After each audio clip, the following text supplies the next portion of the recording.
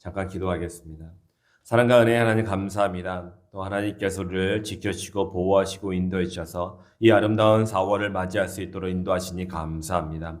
아버지의 그 변찮는 주님의 사랑으로 인하여 온전히 이 땅에 살아가는 우리 모두가 참된 평안과 감사와 기쁨과 만족을 누리며 살아갈 수 있도록 주여 도와주시고 인도하여 주시옵소서. 그래서 그 영혼이 잘됨 같이 범사에 형통한 하나님의 자녀의 삶을 살아갈 수 있도록 인도하여 주옵소서. 하나님께서 함께 계심을 믿고 감사드리오며 우리 구주 예수 그리스도의 이름으로 기도드렸습니다. 아멘. 오늘 하나님께서 우리에게 주신 생명의 말씀은 로마서 1장 7절로 17절까지의 말씀입니다. 로마서 1장 7절로 17절까지의 말씀입니다. 신약성경 로마서 1장 7절로 17절까지의 말씀을 우리가 교독하도록 하겠습니다. 제가 먼저 읽겠습니다.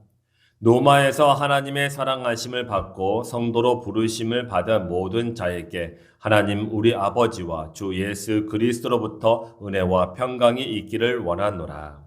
먼저 내가 예수 그리스도로 말미암아 너희 모든 사람에 관하여 내 하나님께 감사함은 너희 믿음이 온 세상에 전파됨이로다.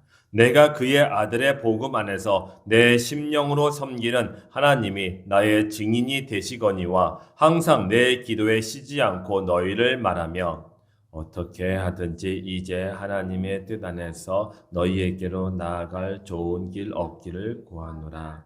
내가 너희 보기를 간절히 원하는 것은 어떤 신령한 은사를 너희에게 나누어 주어 너희를 견고하게 하려 함이니 이는 곧 내가 너희 가운데서 너희와 나의 믿음으로 말미암아 피차 아니함을 얻으려 함이라.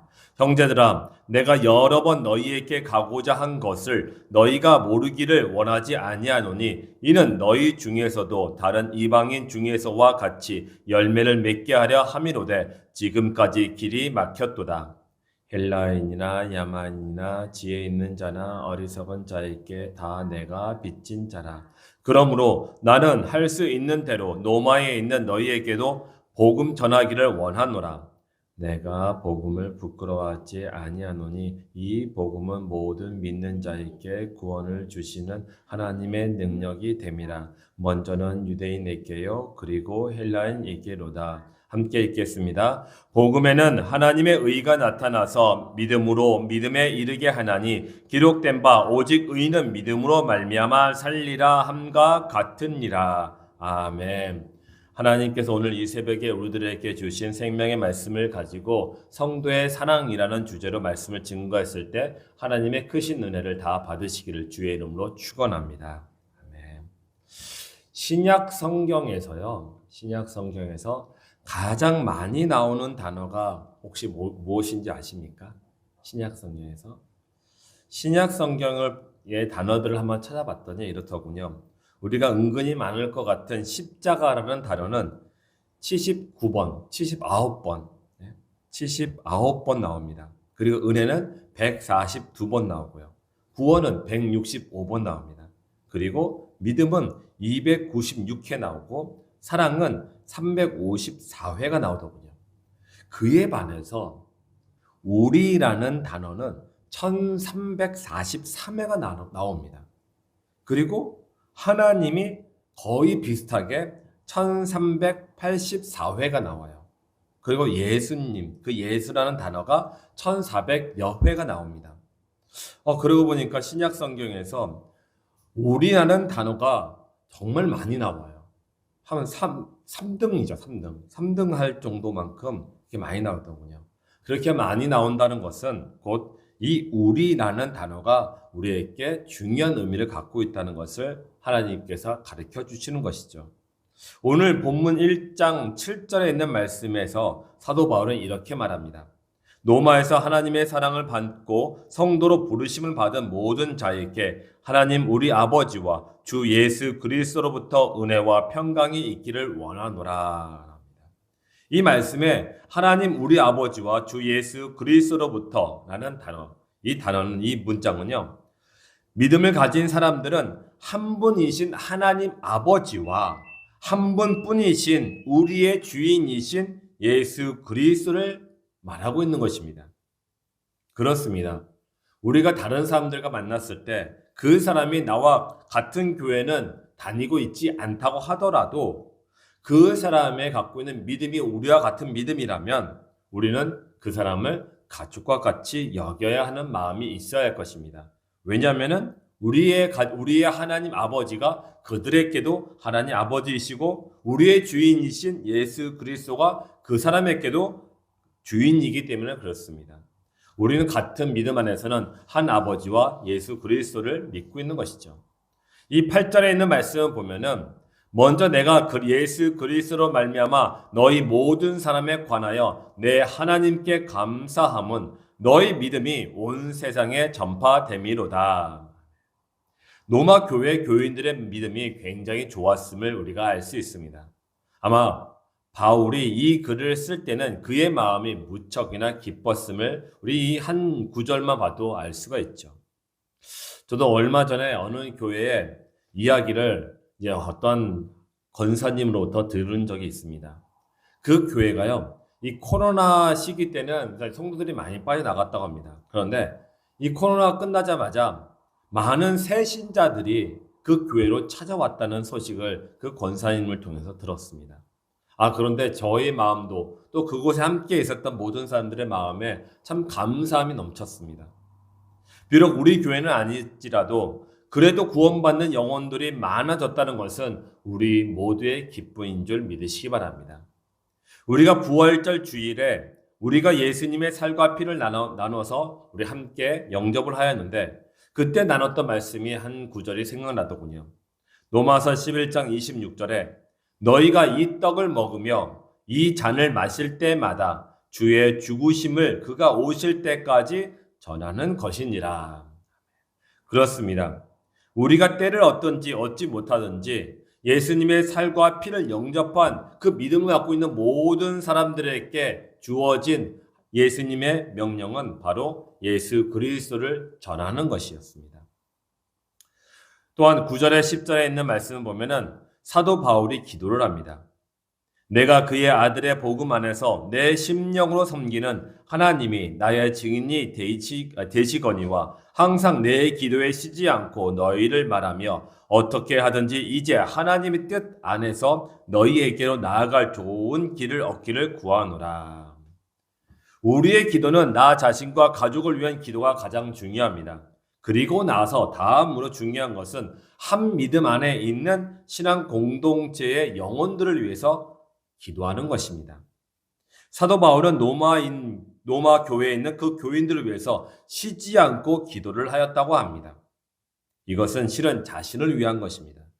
내가 저 사람을 위해서 기도하여 저 사람의 일이 잘 풀리면 그것이 돌고 돌아서 내게로 복으로 돌아온다는 것을 기억하시기 바랍니다.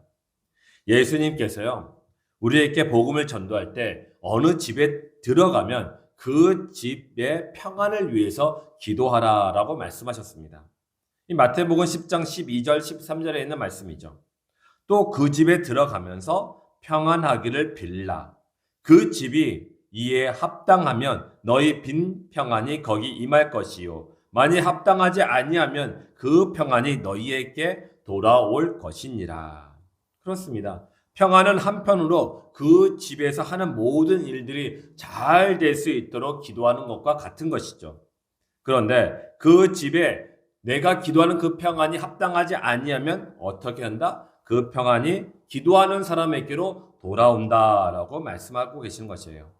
그러므로 우리가 타인을 위한 기도하는 것은 이래도 저래도 우리가 복을 받게 되는 것임을 믿으시기 바랍니다.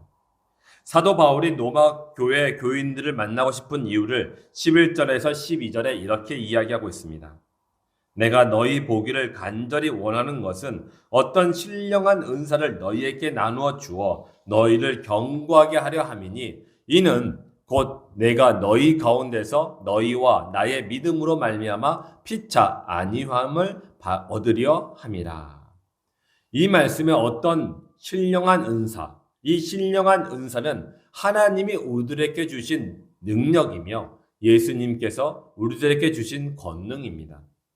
이 은사를요, 5가지로 요약할 수 있는데, 첫째는 믿음의 은사, 둘째는 사랑의 은사, 셋째는 귀신을 내쫓고 연약한 자들을 강하게 해주는 은사, 넷째는 병든 자들을 치료케 하는 은사, 5번째는 구원의 은사가 있습니다. 이 모든 5가지의 은사들을 하나님과 예수 그리스도께서 우리에게 주신 것이죠. 그래서 성령의 도우심으로 말미암아 그것을 우리가 행할 수 있는 것입니다. 그렇기 때문에 내 주변에 있는 사람들을 위해서 기도하실 때 이 은사들을 사용하시기 바랍니다. 믿음과 사랑과 귀신을 내쫓고 연약한 자들을 강하게 해주고 병든 자들을 치료케 하고 구원을 이루게 하는 그 은사들을 그 사람들에게, 상대방들에게 전하시기 바랍니다. 그리고 그분을 위해서 기도하시기 바랍니다. 이런 은사가 우리의 영혼과 삶의 현장에서 있을 때에 우리는 건강한 삶을 살아가게 될 줄 믿습니다. 이 세상을 병든 세상이라고도 하지 않습니까? 이 병든 세상의 특징은 늘 아파합니다. 늘 고통스러워합니다. 늘 두려워합니다. 그리고 자신이 아프니 타인을 생각할 겨를이 없습니다. 하지만 몸은 병들어 있다고 하더라도 우리의 영혼이 하나님이 주신 은사로 말미암아 건강하면 나도 살고 타인도 살릴 수가 있게 됩니다. 그 정도로 건강한 자들에게는 여유함이 있죠. 타인에게 조언과 충고 그리고 위로를 해주는 것도 하나님의 은사입니다. 단지 타인이 이것을 받아들이지 못하는 것일 뿐이죠. 타인이 받아들였다면 그것은 그 자신에게 축복이 되지만 받아들이지 아니한다면 그 복은 다시 우리의 것이 됩니다. 이것을 잘 알고 있는 바울은 어떻게 해서든지 로마 교회 교인들에게 자신이 갖고 있는 이 은사와 복음의 능력과 예수 그리스도가 주신 권능의 그 복음을 그들에게 전하고 싶어 합니다. 14절에서 17절에 이렇게 이야기하죠. 헬라인이나 야만인이나 지혜에 있는 자라 어리석은 자에게 다 내가 빚진 자라. 그러므로 나는 할 수 있는 대로 로마에 있는 너희에게도 복음 전하기를 원하노라. 내가 복음을 부끄러워하지 아니하노니 이 복음은 모든 믿는 자에게 구원을 주시는 하나님의 능력이 됨이라. 먼저는 유대인에게요 그리고 헬라인에게로다. 복음에는 하나님의 의가 나타나서 믿음으로 믿음에 이르게 하나니 기록된 바 오직 의인은 믿음으로 말미암아 살리라 함과 같으니라. 사도 바울은 복음의 능력을 경험한 사람입니다. 그래서 자신이 가진 복음의 능력을 혼자서 가지려고 하지 않습니다. 복음의 능력은 내 안에 있을 때 그것이 어떠한 경로로 통해서든지 간에 밖으로 나온다는 것이죠. 그래서 옆에 있는 사람들에게 복음을 전하게끔 하는 그런 복음의 통로의 역할을 감당한다는 것입니다. 그것을 어떻게 해서든 간에 다른 사람들에게 나눠주고 싶어하는 이 사도 바울은 늘 자신을 내가 빚진 자다라고 고백을 합니다. 내가 갖고 있는 이 복음을 상대방에게 전해주지 못했기 때문에 그 사람은 늘 마음속에 내가 빚진 자다라고 말하는 것이죠. 예수님께서는 믿음이 있는 자는 그 있는 것을 더 많이 얻게 하고 없는 자는 있는 것도 다 빼앗기리라 라고 말씀하셨습니다. 그러므로 우리가 갖고 있는 이 믿음으로 말미암아 타인을 위해서 섬기면 섬길수록 우리들에게는 복이 될 줄 믿으시기 바랍니다. 우리가 살 수 있는 방법은 오직 믿음으로 의인의 삶을 사는 것입니다.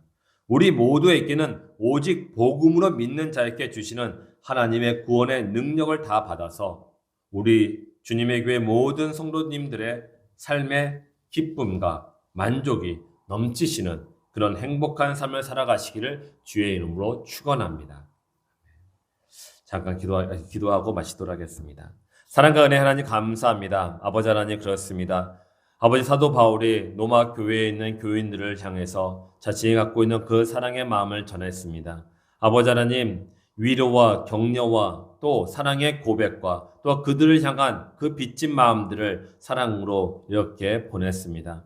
아버지 하나님, 사도 바울의 그 사랑의 마음이 우리 주님의 교회 모든 성도들 마음 가운데도 동일하게 하나님께서 부어 주시옵소서. 그래서 우리 주님의 교회 모든 성도들이 자신이 만나는 모든 사람들, 가족이든 타인이든 직장 동료든 학교의 친구들이든 그 어떤 사람들 간에 그 사람들을 만났을 때에 아버지 그 사랑의 마음, 그 사랑의 그 복음을 아버지 그들에게 전하게 하여 주옵소서. 그래서 그들 모두가 나와 같이 하나님의 복음을 누림으로 이 땅 가운데 평안과 행복한 삶을 살아갈 수 있도록 주께서 인도 역사하여 주시옵소서. 늘 우리와 함께 계시는 우리 구주 예수 그리스도의 이름으로 기도드렸습니다. 아멘.